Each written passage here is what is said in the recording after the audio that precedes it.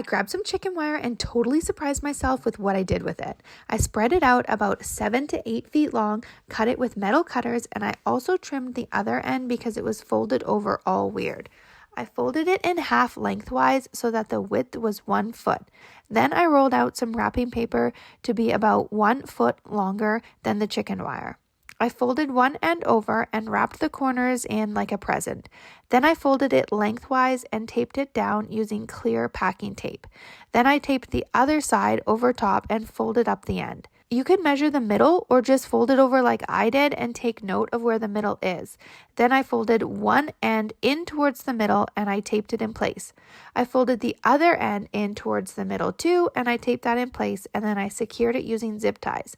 I used 2 zip ties for each side. I set that aside and rolled out another piece of chicken wire about 4 feet in length. I folded it in half lengthwise and then rolled out wrapping paper and attached it the same method as the last one. Handling the chicken wire is quite tricky, and I did end up getting a second set of hands to help, which I highly recommend for this project. I also recommend wearing gloves. This time I scrunched up one end by folding it back and forth a few times, and I used a zip tie to secure it. I made another one the exact same and I set them aside. Then I rolled out a small piece of chicken wire. I folded it in half, I covered it in wrapping paper and rolled it up. I placed it in the center of the first wrapped piece of chicken wire and I secured it together using zip ties. I poked scissors through all the layers and then I made a hole for the zip tie to easily go through.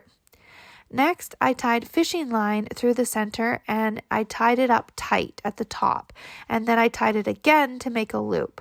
I hooked it onto our rock fireplace and then I used zip ties to secure the bottom pieces to the center of the top part and make sure to secure them nice and tight.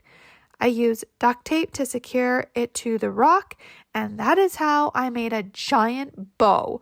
Honestly, I can't believe I pulled this one off.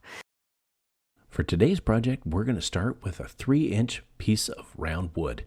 Now, you can use plastic pipe for this, but I'm going to use wood and I'll show you why. First piece I'm going to cut is 30 inches long. That's going to be my long piece, and I also want to cut a little bit shorter at 24 inches. I will go ahead and cut that. I have a miter saw, makes it easy. I'm also going to use a 16-inch piece of board for the base, but this base is where I'm going to need to drill 2 pilot holes. I'm going to use a drill bit that's just smaller than the screws. Using the same size drill bit, I'm going to drill down the middle of the 2 round boards on each one. We're going to take the wood screw, it's about 2.5 inches long, and we're going to barely put it through the board. I'll show you where. We want just the tip to show because that helps line it up with our posts. We're going to put 2 of these screws in to start, and then we're going to line it up with our pilot hole that we drilled on the round posts. Put that in, secure it all the way, start with the small one, and then you're going to go to the bigger one and do the same. Once you get that secured, look at this. It's actually super strong and holding up just like we need. Next, we're going to take it outside and we're going to spray paint it. We're going to do either a white or an off-white. There's a reason I'm using spray paint and not just regular household paint, because I want some of this wood grain to show through. The next step is I'm going to take some hot glue. Now, what I'm going to do is put this on here, and the hotter the glue is, the bigger and longer it's going to drip down the side. Now, you're probably wondering why I didn't paint this afterwards. Well, look at this. Once that hot glue dries, look at that color. It looks like melted wax. Next, we're going to grab an oversized Easter egg. We're going to need the base of this, and we're going to do the same with the hot glue. Put it on the bottom, and we're going to secure it to the post. Take that same drill bit that we used earlier and put a drill hole right in the back, what we'll consider the back. These fairy lights are great. We're going to unravel it and pull it all the way through that hole because we want all these lights to be inside this Easter egg. We've got to secure the switch to the back. Again, just takes a little bit of hot glue. Make sure you don't burn yourself and just secure it right to the back. In about 10 to 15 seconds, it sets up. Then we got to take all the light strands and put them inside. Don't push them down too far. We want them to pop up after we're done. So secure the top. Let's decorate it with a bow and some holly or anything you want to make it look good. Light it up and look at that. These are our 2 oversized candlesticks. I think they turned out just amazing and they sit up nice and secure. And guess what?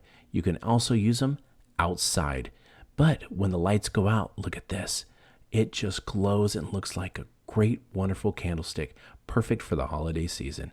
Let's create some Christmas decor using ornament balls and pool noodles. Start by connecting the ends of the pool noodles using duct tape. Place the end of each pool noodle on the sides of a piece of duct tape that is about 12 inches long. Simply roll the noodles onto the tape and secure. Now, connect the other ends to create a complete circle with the pool noodles and duct tape those ends together. Now, sometimes pool noodles don't want to cooperate.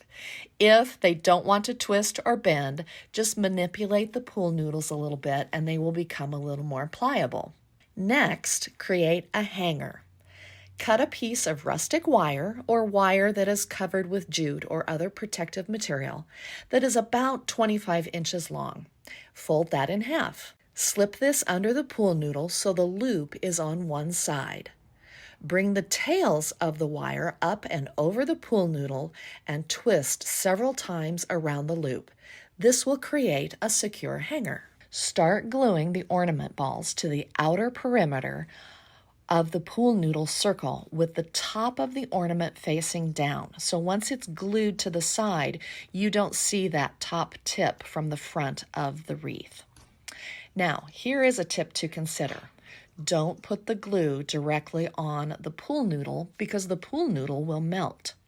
Instead, put the glue on the ornament and let it cool for just a couple of seconds before attaching the ornament to the outside of the pool noodle.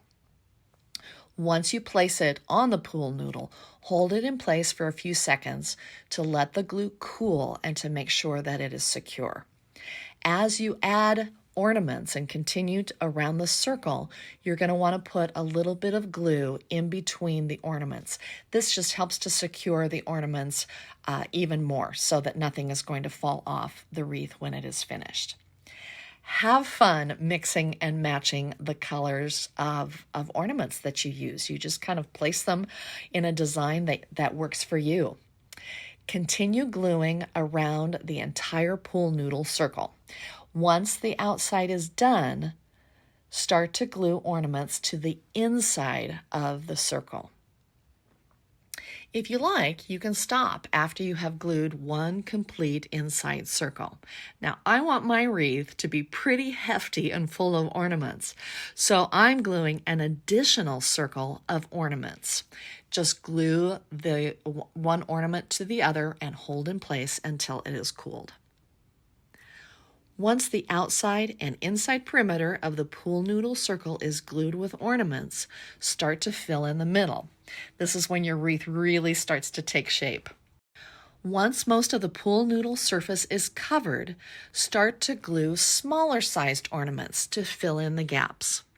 You can take it one step further and glue small picks of greenery or other Christmas picks to fill in the gaps. This just adds some more texture and interest to the ornament wreath. And now you have a dramatic and breathtaking Christmas wreath. Hang your wreath on a window outdoors as a spectacular Christmas wreath masterpiece. I hope you enjoyed this Christmas wreath project. Thanks so much for watching.